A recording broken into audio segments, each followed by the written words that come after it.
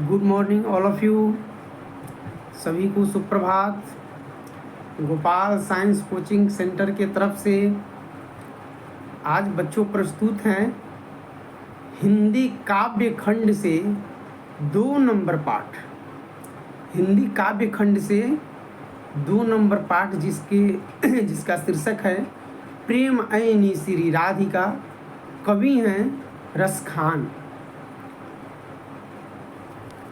इस कविता के बारे में तो हम लोग पढ़ेंगे ही बच्चों, बहुत अच्छे से पढ़ेंगे।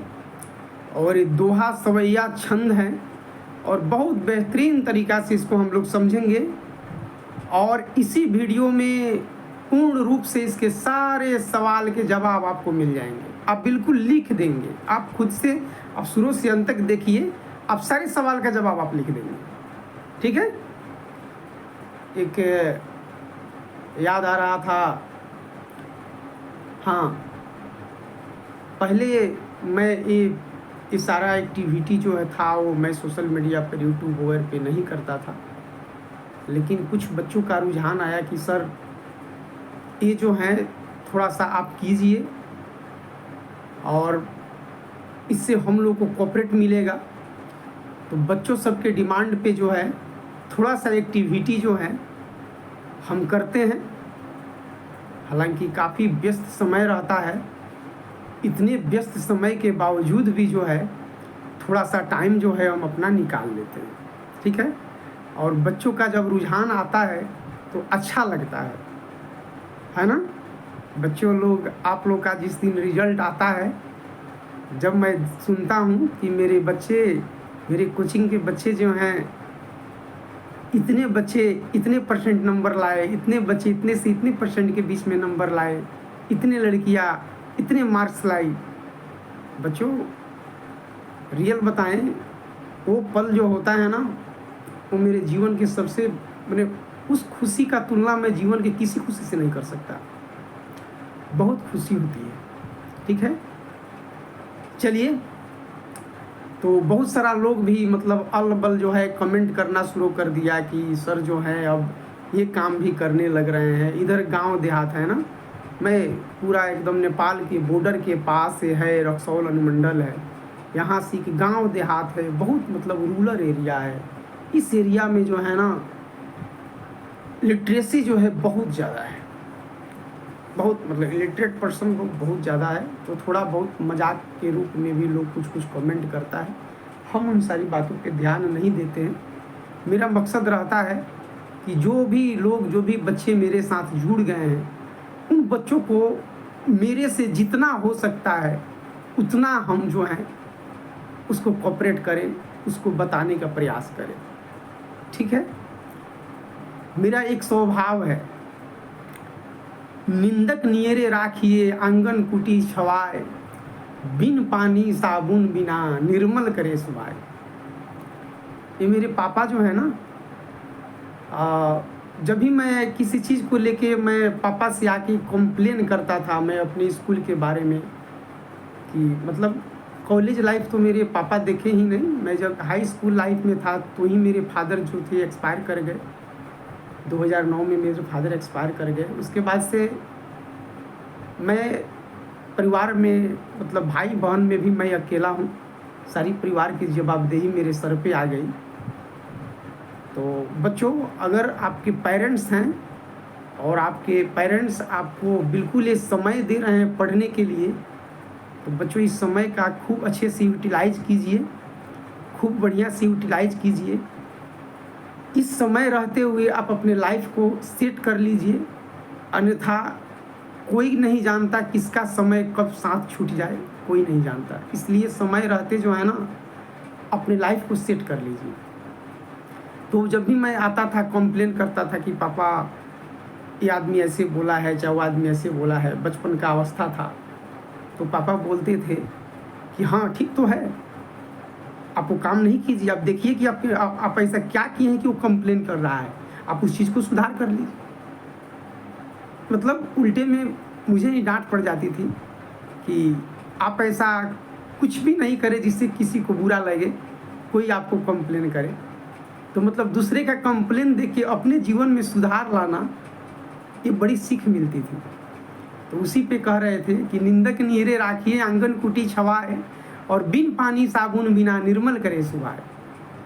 निंदक नीरे राखिए, अगर आपका कोई निंदा करने वाला आदमी है, अगर आपका कोई निंदा करता है, आपकी शिकायत करता है, तो उसको आप अपना दुश्मन नहीं मानिए, उसको अपने पास रखिए, उसको अपना हितैषी समझिए, उसको अपने नज़दीक पास रखिए, उसको अपना हितैषी समझिए। निंदक नीरे राखिए आंगन कुटी छवाए। जिस प्रकार आंगन जो है, आंगन कुटिया से छवाता है, निंदक नीरे राखिए आंगन कुटी छवाए, और बिन पानी साबुन बिना निर्मल करे सुवाए। निंदक को आप अपने घर आंगन के, निंदक नीरे राखिए आंगन कुटी छवाए, मतलब अपने घर आंगन के आसपास अपने निंदक को रखिए। जो आपका शिकायत करता है, जो आपके बुराई करता है, उससे दूर मत भागिए, उसको आप अपने आसपास रखिए, ताकि जब भी आपकी शिकायत करे तो उस शिकायत से आप अपने जीवन में सुधार लाएं। ठीक है। बिन पानी साबुन बिना निर्मल करे सुवाए। जिस प्रकार से बिना साबुन पानी के कपड़ा का मैल साफ नहीं हो सकता है, उसी प्रकार से इंसान की अगर निंदा नहीं हो, इंसान की अगर आलोचना नहीं हो, तो फिर जो है उस इंसान के चरित्र में, उसके व्यवहार में निखार नहीं आ सकता है। ठीक है। भगवान राम जो थे मर्यादा पुरुषोत्तम थे, है कि नहीं? सारे जगह पे उनकी डंका बजती थी, उनकी मर्यादा पुरुषोत्तम के, लेकिन लंका नगरी में उनकी निंदा होती थी। लंका नगरी में क्या हुई, जब वो खुद अपने स्वदेश, जब वनवास से जब अपने स्वदेश लौटे, अयोध्या लौटे, तो वहाँ अयोध्या वासी भी उनकी निंदा किए। वो निंदा का प्रसंग भी बहुत सारा, मतलब चर्चित प्रसंग है, आप लोग जानते भी होंगे। इसीलिए कहा गया है बच्चों कि निंदक नीरे राखिए आंगन कुटी छवाए, और बिन पानी साबुन बिना निर्मल करे सुवाए। ठीक है। ये थोड़ा सा गपशप हम लोग कर लिए। चले चलते हैं अपने पाठ्य पुस्तक की तरफ। बहुत शानदार क्लास होगा ये। हिंदी काव्य खंड से हम लोग आज पढ़ेंगे 2 नंबर पाठ हम लोग बच्चों आज पढ़ेंगे, जिसका नाम है प्रियमयिनी श्री राधिका। प्रियमयिनी श्री राधिका। कवि हैं, कविवर हैं रसखान जी। कविवर हैं रसखान जी, बड़े शानदार कवि हैं रसखान जी। ये कृष्ण भक्ति के ऊपर जो है ना, और राधा कृष्ण के प्रेम के ऊपर जो है ना, बहुत सारे रचनाएं किए। और कृष्ण भगवान जो ब्रज भूमि में जब रहे, जितना दिन रहे, और उस ब्रज भूमि की क्या खूबसूरती है, क्या उसकी प्राकृतिक उपादानों की क्या खूबसूरती है, उसके बारे में अपनी रचना के माध्यम से बड़ा शानदार अभिव्यक्ति करते हैं रसखान जी। एकदम आप सुन के मंत्र मुग्ध हो जाइएगा। मैं बिल्कुल विश्वास दिलाता हूं कि आप इस कविता में बने रहिए, आप मंत्र मुग्ध हो जाएंगे इस कविता को सुन के। आप 10वीं कक्षा के छात्र हैं, आपके लिए तो एक कविता है ही है। आम जनमानस भी अगर इस कविता को सुने, वो भी मंत्र मुग्ध हो जाएगा। ठीक है। चलिए सबसे पहले हम जो है कवि परिचय के बारे में जानते हैं कि रसखान जी के परिचय पात्र थोड़ा सा हम जान लें, क्योंकि बच्चों परीक्षा में जो है कवि परिचय से प्रश्न आपके आते हैं। तो सबसे पहले हम लोग थोड़ा सा रसखान जी के कवि परिचय जान लें, क्या है, कहाँ से आए, क्या क्या इन्होंने किया, इनका कालखंड क्या था, वो समय चक्र क्या था, इस सब के बारे में थोड़ी सी जान। ठीक है। चलिए, प्रेमयिनी श्री राधिका कवि परिचय। बच्चों बहुत परिश्रम करते हैं आप लोग के ये PDF बनाने में और आप लोग के लिए वीडियो बनाने में। मैं नहीं कहूँगा कि आप लोग मेरे वीडियो को लाइक कीजिए या चैनल सब्सक्राइब कीजिए। आप इस वीडियो को देखिए, आपको मेरे बताए गए सारे तथ्य अगर समझ में आ जाता है, ऐसा लगता है कि सर जो भी बात इस वीडियो में पढ़ाए हैं उससे हम सारे प्रश्नों का जवाब हम दे सकते हैं, तो मैं आपसे एक थम्स अप मांगता हूं।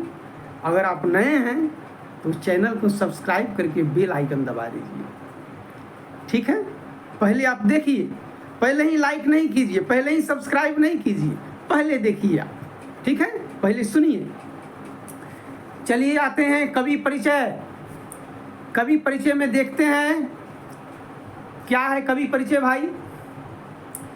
एक कवि परिचय, एक कवि का नाम है प्रेमायनी श्री राधिका। इस कविता के कवि का नाम है रसखान जी।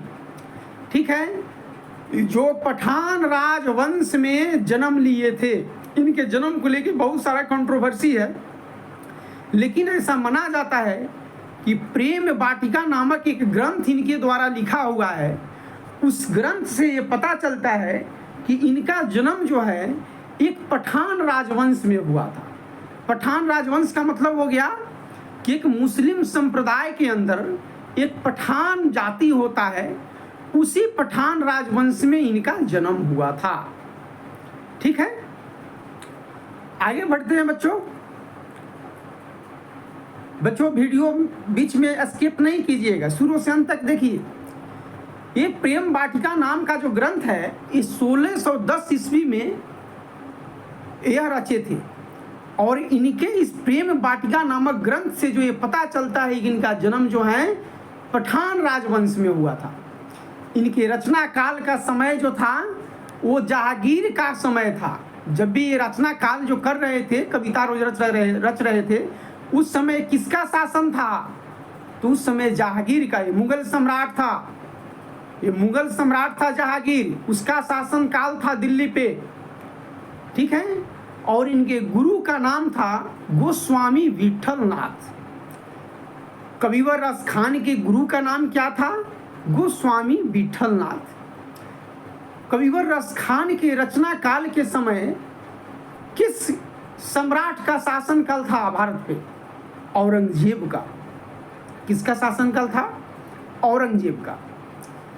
इन्होंने शिक्षा किस मार्ग में लिए?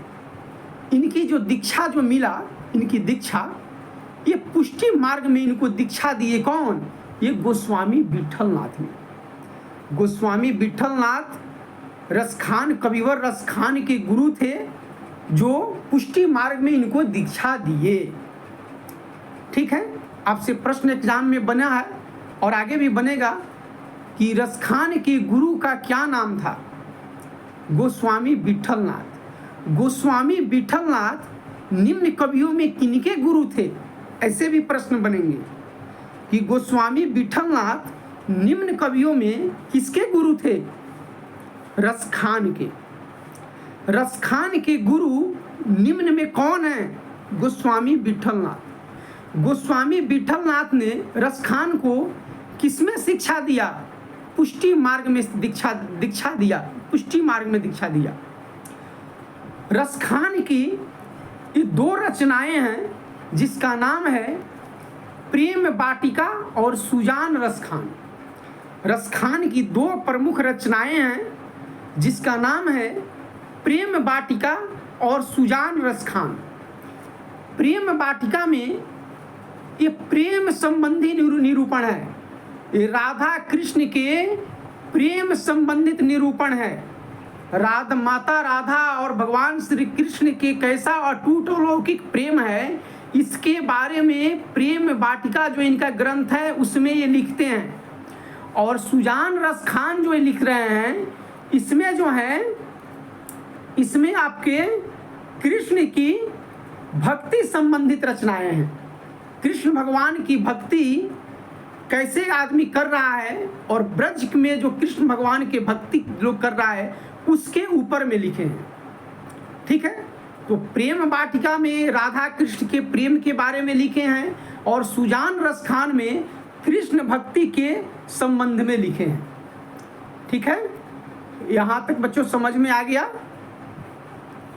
ये प्रेम वाटिका, सुजान रसखान दो इनकी रचनाएं हैं। प्रेम वाटिका में राधा कृष्ण के प्रेम संबंधी निरूपण है, सुजान रसखान में कृष्ण भक्ति संबंधित रचनाएं हैं।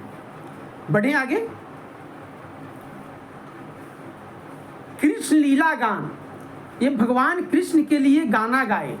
तो किसमें गाए? इस सवैया में गाए। भगवान श्री कृष्ण के लिए जो ये गाना गाए, ये सवैया में गाए। अब पूछेगा कि रसखान किस चीज में सिद्ध थे? तो सवैये और छंद में सिद्ध थे।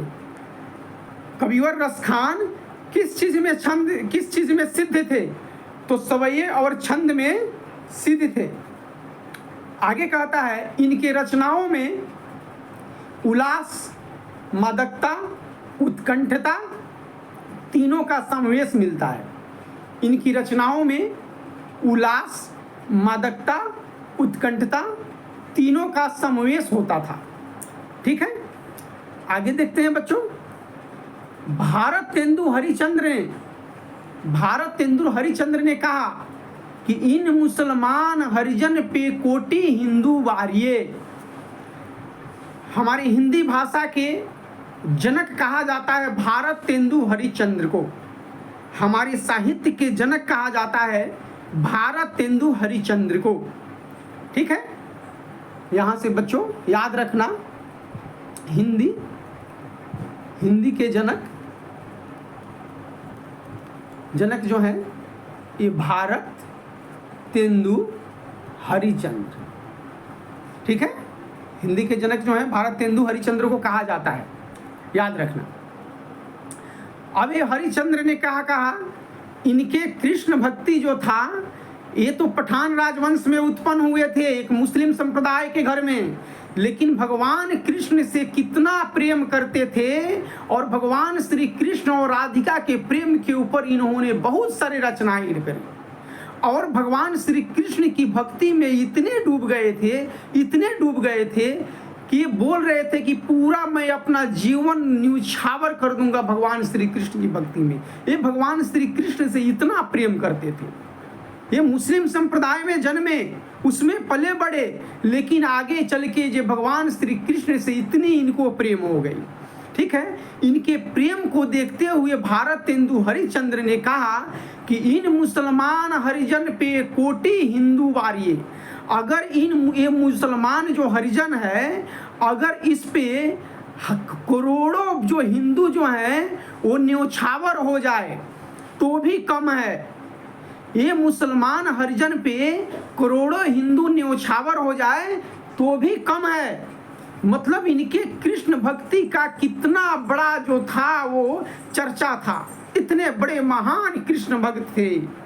ठीक है, वहीं भारतेंदु हरिश्चंद्र ने कहा कि इन मुसलमान हरिजन पे कोटि हिंदू वारिये। आपसे प्रश्न बनेगा कि इन मुसलमान हरिजन पे कोटि हिंदू वारिये किनका कथन है? आपका जवाब होना चाहिए भारतेंदु हरिश्चंद्र का।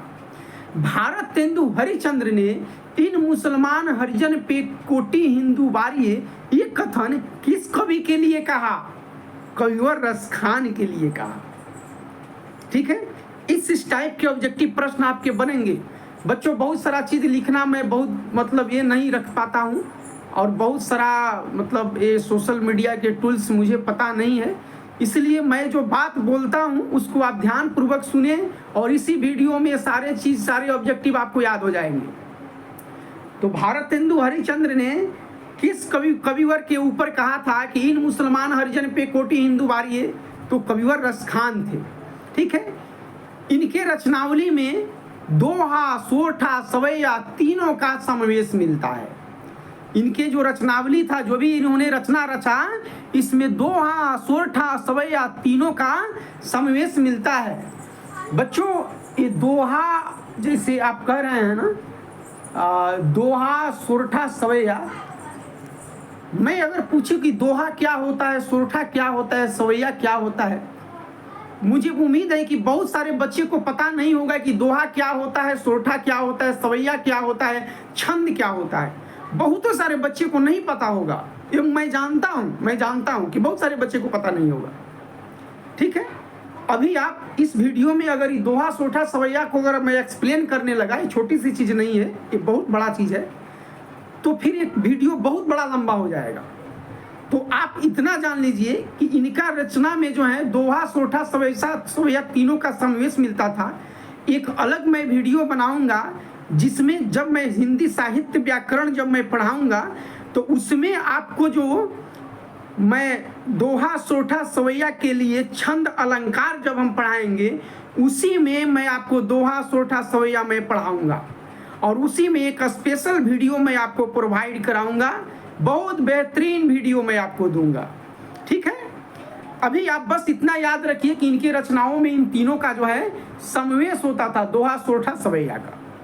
ठीक है, आगे बढ़ते हैं बच्चों। ज़्यादा लिखने से और ज़्यादा रटने से अच्छा होता है कि किसी विषय वस्तु को समझ लेना। मैं समझ पे ज़्यादा विशेष ध्यान देता हूँ, लिखने और रटने पे कम ध्यान देता हूँ। ठीक है, समझ का डेवलप करना है, समझ अपनी बढ़ाना है। ये आपके ऊपर निर्भर है कि आप अपने समझ डेवलप करके जवाब देना चाहते हैं कि लिख के रट के जवाब देना चाहते हैं। ये आपके ऊपर डिपेंड करता है। ठीक है, और मेरा बस ये मानना है कि समझ डेवलप करके, समझ के फिर लिख के जवाब देना, इसमें जो ताकत होगी ना, ये प्रश्नोत्तर में जो ताकत होगी वो दुनिया के किसी प्रश्नोत्तर में ताकत नहीं होगी। किसी विषय वस्तु को समझ लेना, अच्छे से अंडरस्टैंड कर लेना, फिर उसको जो है उस सवाल का जवाब जब आप लिखिएगा समझ करके अपने भाषा में, इस लिखावट की जो ताकत होगी वो दुनिया के किसी प्रश्नोत्तर में वो ताकत नहीं होगी। ठीक है, बढ़ते हैं बच्चों आगे। राधा कृष्ण के प्रेम पर दोहा सोरठा लिखे। राधा कृष्ण के प्रेम पे दोहा और सोरठा लिखे कौन? रसखान जी। कृष्ण व ब्रजवासियों पे सवैया लिखे। कृष्ण व ब्रजवासियों पे सवैया लिखे। राधा कृष्ण के प्रेम पर दोहा और सोरठा लिखे। अब प्रश्न बनेगा यहाँ पे कि रसखान किस काल के कवि थे? तो रसखान रीति काल के कवि थे। रसखान जो हैं रीति काल के कवि थे। रसखान की कविता किस भाषा में है? तो रसखान की कविता ब्रज भाषा में है। रसखान किस भक्ति धारा के कवि थे? ये सगुण भक्ति धारा के कवि थे। बच्चों इस सबको याद कीजिएगा। रसखान किस चीज में सिद्ध कवि थे? तो सवैया और छंद में सिद्ध कवि थे। अभी मैं बच्चों जो जितना ये सारा चीज मैं आपको बताया हूँ, यहाँ से लेके यहाँ तक, ये सारे प्रश्न पिछले कुछ सालों में पूछा गया है और आगे भी पूछा जाएगा। ठीक है, तो समझिए आप कि कृष्ण के प्रेम पर, राधा कृष्ण के प्रेम को लेके रसखान दोहा और सोरठा लिखे। राधा कृष्ण के प्रेम पर दोहा और सोरठा लिखे।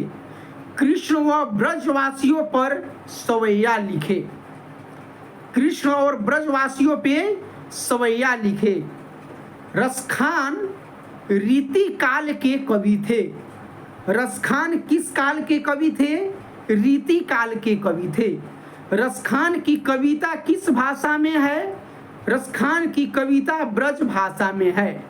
रसखान किस भक्ति धारा के कवि थे? रसखान सगुण भक्ति धारा के कवि थे। रसखान किस चीज में सिद्ध थे? रसखान सवैये और छंद में सिद्ध थे। क्लियर? एक कवि परिचय समझ में बच्चों आ गया होगा। अब आगे बढ़ते हैं। अब आइए कविता की तरफ। अब यहां से आप एकदम ध्यान से सुनिए, मंत्र मुग्ध हो जाइएगा। लगेगा कि हाँ आज हमने कोई कविता पढ़ा है। ठीक है, एकदम ध्यान से आप लोग सिर्फ सुनिए। ये नाम है बच्चों इस कविता का कि प्रेमयिनी श्री राधिका। प्रेमयिनी श्री राधिका, सुनिए ध्यान से। ये आईनी प्रेम का मतलब तो आप समझ ही रहे हैं कि प्रेम होता है। ठीक है, प्रेम का मतलब प्रेम। आईनी का मतलब होता है खजाना। क्या मतलब होता है बच्चों? खजाना। ये आईनी का मतलब होता है खजाना। खजाना। ठीक है, श्री राधिका मतलब राधिका के बारे में। तो कविवर यहाँ पे रसखान जी कह रहे हैं कि प्रेमयिनी श्री राधिका। राधिका जो है वह प्रेम की खजाना है। राधिका जो है वह प्रेम की खजाना है। भगवान श्री कृष्ण इनसे बहुत बेहद प्रेम करते हैं। ठीक है, बहुत ज़्यादा बेहद प्रेम करते हैं। एक इनके प्रेम को लेके जो राधिका प्रेम को लेकर जो है एक इंग्लिश में भी आपको पोएम एक पढ़ने को मिलेगा आपको, जिसका नाम होगा थीनर देन ए क्रेसेंट। इंग्लिश में भी एक पोएम आपको मिलेगा जिसका नाम होगा थीनर देन ए क्रेसेंट। इसी पाठ से कुछ मिलती जुलती बातें उसमें भी आपको मिलेगी। खैर वो अलग विषय वस्तु है, हम लोग अभी साहित्य यहाँ पढ़ रहे हैं, साहित्य की चर्चा करेंगे। साहित्य की सुंदरता के सामने दुनिया की सारी सुंदरता बेकार है, ठीक है। साहित्य की सुंदरता के सामने दुनिया की सारे भाषा की सुंदरता बेकार है। हमारी साहित्य इतनी सुंदर है। तो हम लोग इस पे चर्चा कर रहे थे कि राधिका जो है ये प्रेम की खजाना है, राधिका प्रेम की खजाना है, ये बता रहे हैं रसखान जी। आगे देखिए क्या कहते हैं रसखान जी। कहते हैं कि प्रेमयिनी श्री राधिका प्रेम बरन नंद नंद, प्रेम बाटिका के दो माली मालिनी द्वंद। कह रहे हैं ये राधिका जो है प्रेम की खजाना है, प्रेम बरन नंद नंद। और प्रेम का रंग रूप जो है, प्रेम का रंग रूप जो है नंद के नंद का मतलब समझ रहे हैं आप लोग। नंद के नंद का मतलब हो गया भगवान श्री कृष्ण, जसोदा नंदन, यानी कि प्रेमयिनी श्री राधिका जो है प्रेम की खजाना है। और प्रेम बरन नंद नंद, और प्रेम का जो रंग रूप है वह जो है श्री कृष्ण है। प्रेम का रंग रूप जो है वो नंद के नंद यानी कि भगवान श्री कृष्ण है। प्रेम बाटिका के दो माई माली मालिनी द्वंद। और प्रेम बाटिका एक बाटिका है, एक फुलवारी है, उस फुलवारी का नाम है प्रेम बाटिका, ठीक है। और उस बाटिका के, उस फुलवारी के दो मारे बाटिका की माली मालिनी है। वो बाटिका के रखवाला करने वाला भाई कोई होगा ना, तो एक माली है एक मालिनी है। तो माली यहाँ पे श्री कृष्ण भगवान को कविवर रसखान जी कह रहे हैं, और मालिनी जो है श्री राधिका को बता रहे हैं, ठीक है। माली मालिनी द्वंद। इस प्रेम बाटिका के दो रखवाले हैं और जिनका नाम है माली मालिनी यानी कि श्री कृष्ण और राधिका, श्री कृष्ण और राधिका। बच्चों ये वाला दोहा है, आपको बहुत अच्छे से समझ में आ गया होगा इसका भावार्थ जो है, ठीक है। कि प्रेमयिनी श्री राधिका प्रेम बरन नंद नंद, प्रेम बाटिका के दो माली मालिनी द्वंद। इसका भावार्थ बच्चों आप लिखेंगे कि राधिका प्रेम के खजाना स्वरूप हैं और प्रेम के रंग रूप जो हैं वो नंद के नंद भगवान श्री कृष्ण हैं। और प्रेम बाटिका नामक ये जो प्रेम बाटिका नामक जो फुलवारी हैं इसके दो रखवाले हैं। इस प्रेम बाटिका नामक फुलवारी के दो रखवाले हैं माली मालिनी, और माली मालिनी जो है भगवान श्री कृष्ण और राधिका को संबोधित कर रहे हैं कविवर रसखान जी, ठीक है। तो आपसे प्रश्न बनेगा कि माली मालिनी प्रेम बाटिका ग्रंथ में कविवर रसखान जी माली मालिनी किसको बोले हैं? तो राधा और कृष्ण को बोले हैं। किसको बोले हैं? राधा और कृष्ण को बोले हैं, ठीक है। समझ में आ गया? फिर से एक बार और समझा देते हैं, समझ लीजिए। प्रेमयिनी श्री राधिका प्रेम बरन नंद नंद, प्रेम बाटिका के दो माली मालिनी द्वंद। यानी कि राधिका जो है प्रेम की खजाना स्वरूप है और प्रेम के रंग रूप जो हैं वो भगवान नंद हैं, नंद के नंद, नंद भगवान के नंद है श्री कृष्ण। और प्रेम बाटिका के देव, और प्रेम बाटिका नामक एक फुलवारी के दो माली मालिनी हैं राधिका और श्री कृष्ण जो इसके रखवाले हैं। इस प्रेम बाटिका नामक फुलवारी के रखवाले हैं माली मालिनी अर्थात कृष्ण और राधिका, श्री कृष्ण और राधा, ठीक है। ये बात समझ में आ गया? चलिए आगे बढ़ते हैं। दूसरे दोहा की तरफ कि मोहन छवि रस खानी लाखी अब दृग अपने नाही, आँचे आवत धनुष से छूट सर से जाही। आँचे आवत धनुष से छूट सर से जाही। बच्चों यहाँ पे जो है कविवर कह रहे हैं कि मोहन छवि रस खानी लाखी अब दृग अपने नाही। मोहन छवि, जब से भगवान श्री कृष्ण को हम देखे हैं, उनकी छवि मतलब होता है सूरत, छवि मतलब सूरत। जब से भगवान मोहन के, जब से मोहन का छवि सूरत हमने देखा है, लखी मतलब देखना, अब दृग अपने नहीं, अब अपना दृश्य अपने आंखें भी अपने नहीं हैं। जब से भगवान श्री कृष्ण की मोहनी मूरत सूरत उनके जब से हम देखे हैं, तब से मेरी आंखें भी अपने नहीं हैं। अब दृग अपने नहीं, अब अपने दृश्य भी अपना नहीं है। ठीक है, आँचे आवत धनुष से छूटे सर से जाएं। ऐसा लगता है कि धनुष पे जैसा तीर चढ़ा के एक क्षण के लिए एकदम ऐसे तरा के छोड़ा जाता है और एक पल में ही वो धनुष जो है, तीर जो है विलुप्त हो जाता है। जैसे ही धनुष से तीर छूटता है विलुप्त हो जाता है, उसी प्रकार से जब से हम भगवान श्री कृष्ण का मोहन छवि, जब मोहनी मूरत छवि जब हम देखे हैं, उसी समय से ऐसा लगता है कि मेरे आंखों के सामने पल भर के लिए, क्षण भर के लिए आते हैं और फिर वो ओझल हो जाते हैं।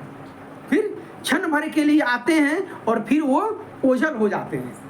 ठीक है, तो मोहन छवि रसखानी लाखे, मोहन छवि रसखानी लाखे अब दृग अपने नाही। जब से मोहन की छवि हम देखे हैं, उस समय से अपने दृग जो हैं, अपने दृश्य भी अपने नहीं है। आँचे आवत धनुष से, जिस प्रकार से धनुष पे तीर आता है और छूट सर से जाए, जैसे एकदम सर से छूट के चला जाता है, उसी प्रकार से मोहन का छवि जो है पल भर के लिए आता है और फिर से विलुप्त हो जाता है, फिर से वह चला जाता है, फिर से हम उसको देखने का प्रयास करते हैं। ठीक है, ये भगवान श्री कृष्ण के प्रेम के बारे में बता रहे हैं ये रसखान जी। अब आते हैं तीसरे नंबर की पंक्ति की तरफ।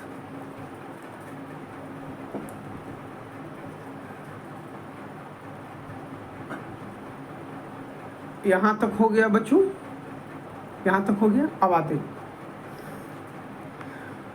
मुँह मन मानिक ले गयो चीत चोर नंद, मुँह मन मालिक ले गयो चीत चोर नंद।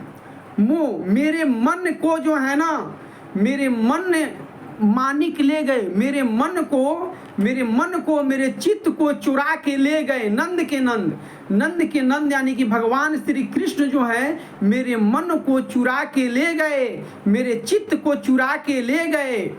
ठीक है, मेरे मन को चुरा के ले गए, मेरे चित्त को चुरा के ले गए। अब बेमन मैं क्या करूं परी फेर के फंद, अब बेमन मैं क्या करूं परी फेर के फंद। अब मेरा मन भी मेरा नहीं रहा, मेरा मन जो है, मेरा चित्त जो है, जब से इनकी मोहनी छवि हम देखे हैं, जब से भगवान श्री कृष्ण की सूरत को हम देखे हैं, वो मेरे चित्त को चुरा लिए, वो मेरे मन को चुरा के लेके चले गए। अब मेरा मन भी मेरा नहीं रहा। ठीक है, अब मैं बेमन हो गया हूँ। कवि कह रहे हैं रसखान जी कि अब मैं बेमन हो गया हूँ, बेमन मैं क्या करूँ, अब मैं क्या करूँ। फरी फेर के फंद, फरी फेर के फंद, अब तो गले का फंदा बन गया है, हे श्री कृष्ण अब मैं क्या करूं।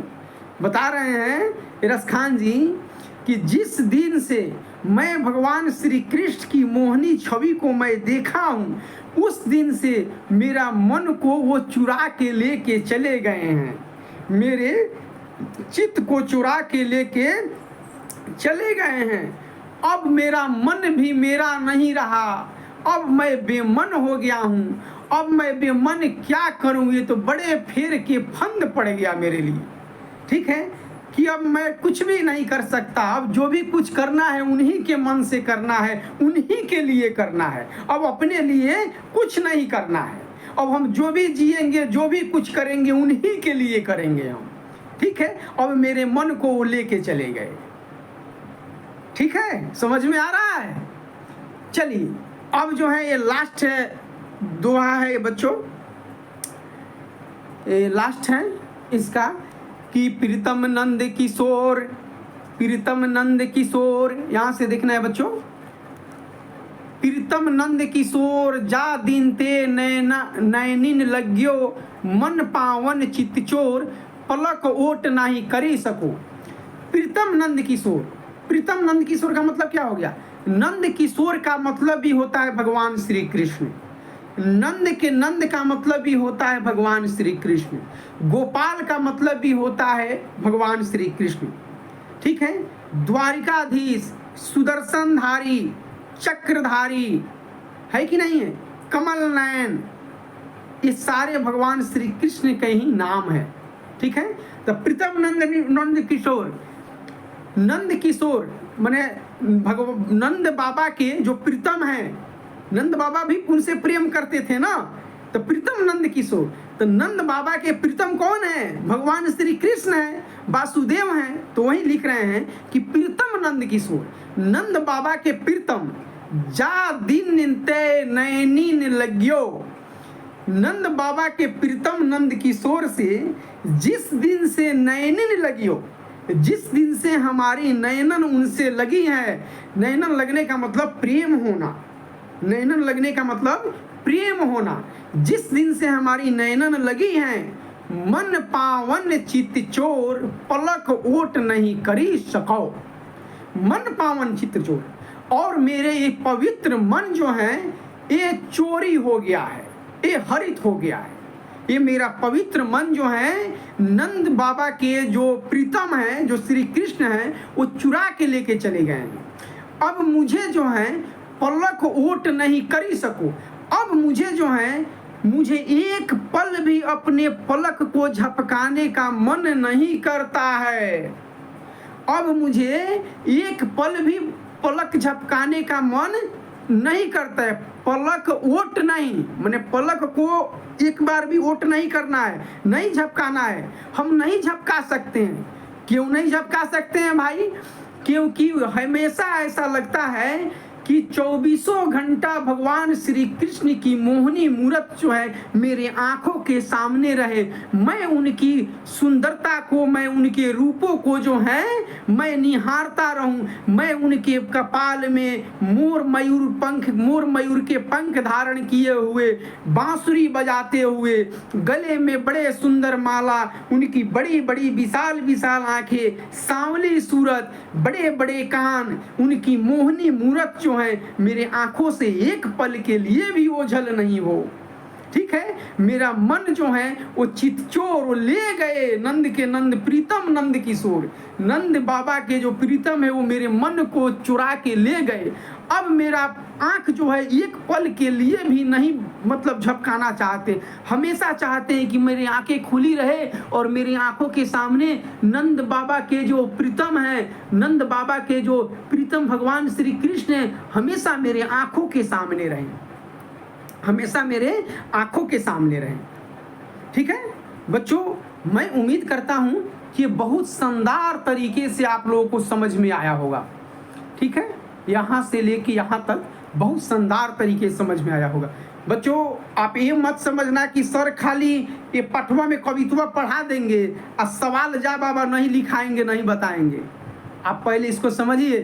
ठीक है, सवाल जवाब के चक्कर में मत पड़िए, आप पहले इसको समझिए और अगले वीडियो में हम सवाल जवाब देंगे कि क्या देंगे, थोड़ा सा सब्र रखिए।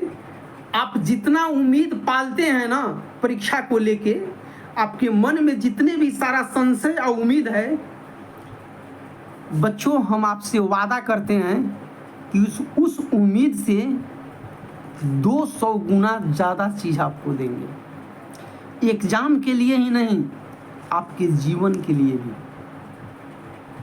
ठीक है, आप जितना, जैसे मान लीजिए कि अभी कविता पढ़ा रहे हैं, आपके मन में कहीं संशय आ रहा होगा कि सर खाली कविता पढ़ा देंगे और बाद में पता ना सवाल जवाब कराएंगे कि नहीं। हिंदी का एक पाठ और भी हम करा चुके हैं। ठीक है, गुरु गोविंद सिंह गुरु नानक वाला। ठीक है, अभी उसका सवाल जवाब का वीडियो अपलोड नहीं हुआ है, सब अपलोड होगा। एक एक जितना भी काव्य खंड चाहे गद्य खंड है सब पाठ को पहले पढ़ाएंगे, आपको समझाएंगे, फिर इसका प्रश्न उत्तर, इसकी व्याख्या, इसकी भावार्थ संबंधी जो है आज स्पष्ट करना, भावार्थ लिखना, जो भी किताब में जो इसका अभ्यास कार्य है सब मैं आपको दूंगा। आप जितना उम्मीद पाले हैं उससे कहीं बहुत ज़्यादा आगे तक दूंगा बच्चों। इसलिए आप लोग चैनल का सपोर्ट कीजिए, आप लोग सपोर्ट कीजिए, आप लोग जुड़िए, ठीक है। चलिए आगे आते हैं। अब एक आ गया यहाँ पे एक कविता का 2 पाठ है। ऊपर में आ गया प्रियमयिनी श्री राधिका, ऊपर में था प्रियमयिनी श्री राधिका, और नीचे आ गया करील के कुंजन ऊपर वारो, करील के कुंजन ऊपर वारो। ये करील का मतलब क्या होता है, कुंजन का मतलब क्या होता है, सबसे पहले ये समझिए। एक करील और कुंजन, करील का मतलब होता है बच्चों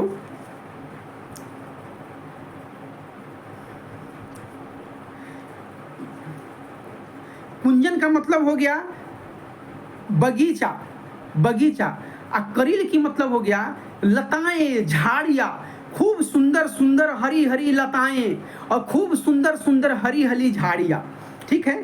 और कुंजन का मतलब हो गया बगीचा, ठीक है। तो बाग बगीचा और हरी हरी लताएं और झाड़ियों से सुशोभित, प्राकृतिक उपादानों से सुशोभित कोई जगह है उसको करील नाम से जो है ना रसखान जी यहाँ पे संबोधित करते हैं। जैसे कोई जगह है वहाँ पे हरी हरी झाड़ियाँ है, खूब सुंदर वहाँ पे लताएं हैं, खूब सुंदर वहाँ पे नाना प्रकार के फूल फूले खिले हुए हैं, ठीक है ना, उसको करील बोलते हैं। और कुंजन का मतलब होता है बाग बगीचा, जहाँ पे खूब खूबसूरत खूबसूरत पेड़ पौधा एकदम लगे हुए हैं, बगीचा, उसको कुंजन बोलते हैं, ठीक है।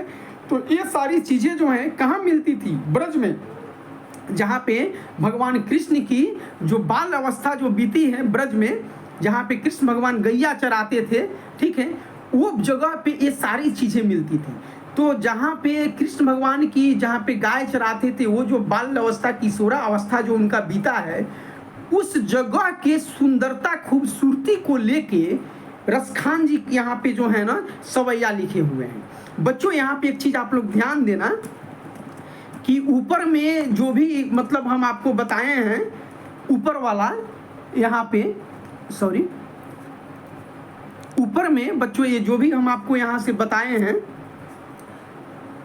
यहाँ से ये दोहा और सोरठा है, ये है बच्चों दोहा और सोरठा, यहाँ से लेके यहाँ तक ये दोहा और सोरठा है, दोहा सोरठा,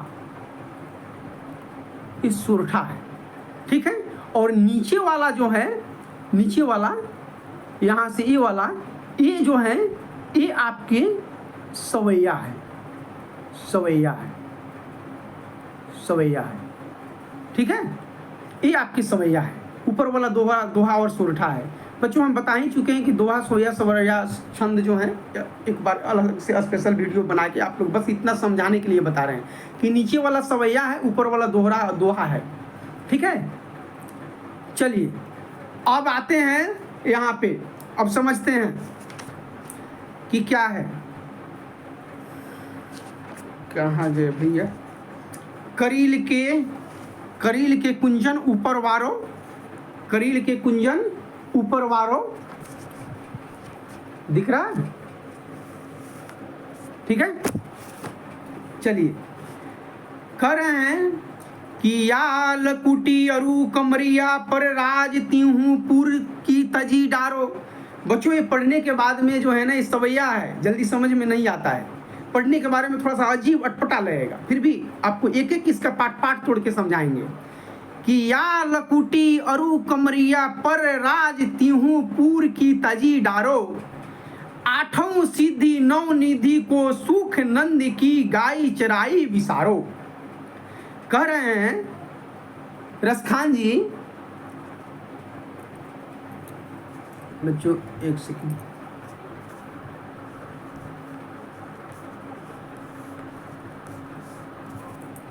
अब यहाँ से थोड़ा सा, यहाँ से बड़ा दिखने लगा, अब समझिए।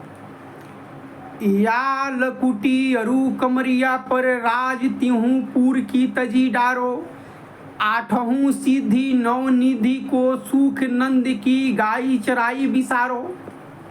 कह रहे हैं या लकुटी अरु कमरिया, अगर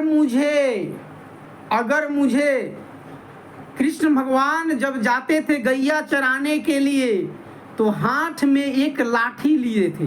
लकुटी का मतलब होता है लाठी, लकुटी का मतलब होता है लाठी, ठीक है। कमरिया का मतलब होता है कुछ बिछा के, कहीं पे वृक्ष वृक्ष मिलता है नीचे बिछा के रख बैठने के लिए, और गाय चर रही है। या लकुटी अरु कमरिया, अगर कृष्ण भगवान के वो नंद के जो कृष्ण भगवान है उनकी लाठी मिल जाए और उनकी कमरिया मिल जाए, जो कंधे पे कमर रख के जो जाते थे, पर राज त्यों पूर की तजी डारो, तो मैं तीनों लोकों का राज जो है, तीनों लोकों का राज जो है उसको मैं, डारो का मतलब होता है त्याग देना, त्याग देना, त्याग देना। मैं ये तीनों लोकों का राज जो है मैं त्याग दूंगा, ठीक है ना। तजी का मतलब त्यागो, ठीक है ना, इसको मैं छोड़ दूंगा। अगर कृष्ण भगवान की लाठी और कमरिया मिल जाए तो मैं राज जो है, तीनों लोक के राज है वो मैं छोड़ दूंगा, उसको मैं त्याग दूंगा। आठों सिद्धि नौ निधि को सुख नंद की गैया चरैया बिसारो, चराई बिसारो। अब देखिए पहले पंक्ति में बताए रसखान जी कि अगर कृष्ण भगवान के लाठी और कमरिया मिलता है तो मैं ये तीनों लोकों का राज जो है मैं त्याग दूंगा, छोड़ दूंगा। आठों सिद्धि नौ निधि को सुख नंद की गाई चराई बिसारो। अगर नंद भगवान जिस गैया, नंद जो है कृष्ण भगवान जिस गैया को चरा रहे हैं, जिस गाय को वो चरा रहे हैं, अगर उन सारी गैया मुझे मिल जाए चराने के लिए, अगर वो सारी गायें मुझे मिल जाए चराने के लिए, तो आठों सिद्धि नौ निधि को सुख, मैं आठों सिद्धि और नौ निधि के सुखों का मैं त्याग कर दूंगा, ठीक है।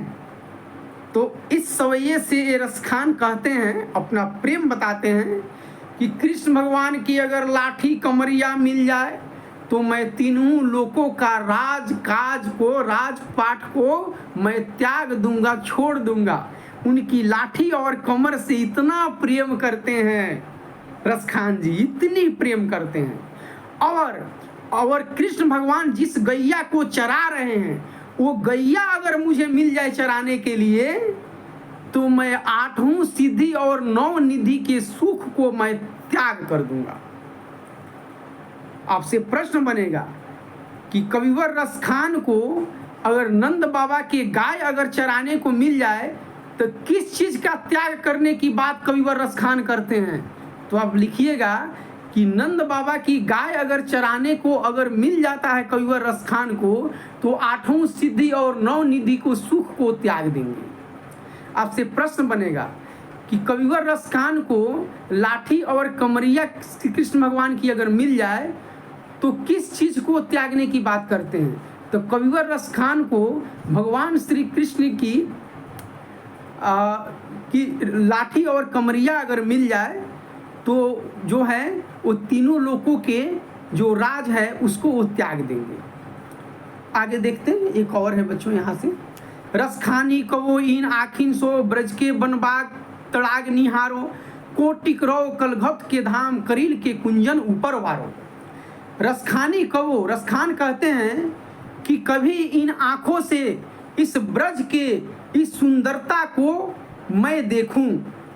रसखान जी कहते हैं कि कभी जो है मैं भी इस ब्रज के सुंदरता जो है, इस ब्रज भूमि की जो सुंदरता है इसको मैं देखूं और इसी में मैं रहूं। ऐसा ही जगहों पे मैं श्री कृष्ण भगवान जहाँ पे अपना बाल अवस्था बिताए हैं, किशोरावस्था बिताए हैं वृंदावन में, वहाँ पे मैं भी रहूं। तो ब्रज की जो बनबाग, वहाँ के वन उपवन, वहाँ की जो भी फूल फल फुलवारी जो हैं, इसको मैं देखता रहूं, इसके अलावा और भी किसी चीज को मैं न देखूं। कोटिक रौ कलघौत के धाम, करील के कुंजन ऊपर वालों। कोटि का मतलब होता है करोड़ों, कोटि का मतलब होता है करोड़ों। कलघौत के धाम, करील के कुंजन, करील का मतलब बताया ही है कि लताएं, कुंजन का मतलब बनवाए। और यहाँ पे जो है कलघौत का मतलब होता है इंद्र, कलघौत का मतलब होता है इंद्र, इंद्र करें तो कोटिक रौ कलघौत के, इंद्र भगवान के करोड़ों के कोटिक, इंद्र भगवान के करोड़ों का जो महल है, इंद्र भगवान के करोड़ों का जो महल है, वो महल भी इस ब्रज भूमि के सुंदरता के सामने फीका पड़ जाता है। ये ब्रज भूमि की जो सुंदरता है, इसकी सुंदरता के सामने इंद्र का जो करोड़ों का जो महल है वो भी फीका पड़ जाता है, वो भी कम पड़ता है। ठीक है, कलघौत के धाम, करील के कुंजन ऊपर बारो। अगर करोड़ों का महल जो है इसके ऊपर न्योछावर कर दिया जाए तो भी ये ब्रज भूमि की सुंदरता की बराबरी नहीं कर सकता है। वही कह रहे हैं कविवर कि रसखानी कवो इन आँखिन सो, ब्रज के बनबाग तड़ाग निहारो। रसखान जी कभी वो भी अपनी आंखों से यहाँ के वन उपवन के सुंदरता को निहारना चाहते हैं, देखना चाहते हैं, और देख के वहाँ पे अपनी रहने की इच्छा जताते हैं। और कहते हैं कि करोड़ों का महल जो है, करोड़ों के महल के अंदर जो सुख सुविधा है, वो करोड़ों के महल को भी अगर न्योछावर कर दिया जाए तो भी इस ब्रज की भूमि की सुंदरता का बराबरी नहीं कर सकता है। ये ब्रज भूमि इतनी खूबसूरत है, इतनी शानदार है, जहाँ पे कृष्ण भगवान पले बढ़े हैं। ठीक है, जहाँ पे नंद बाबा जो है गैया चराते थे। ठीक है, नंद बाबा गैया चराते थे। वही बता रहे हैं कि नंद बाबा की लाठी कमरिया मिल जाए, वो जो गैया चरा रहे हैं वो मिल जाए। वो ब्रज भूमि की सुंदरता के बारे में बखान करते हुए कह रहे हैं। ठीक है बच्चों, ये रहा आपकी कविता। बहुत सुंदर कविता है ये। हम उम्मीद करते हैं कि आप लोग को अच्छा लगा होगा। इसके अगले वीडियो में आपको इस पाठ से संबंधित सारे सवाल और जवाब आपको मिल जाएंगे। ठीक है, आप बिल्कुल चिंता नहीं कीजिए, इसके अगले वीडियो में सवाल जवाब आपको मिल जाएंगे। ठीक है, बहुत ज़्यादा गर्मी है बच्चों।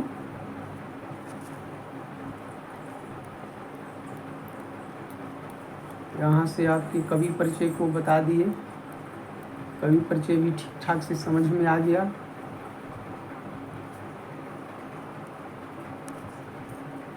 ठीक है, कवि परिचय यहाँ से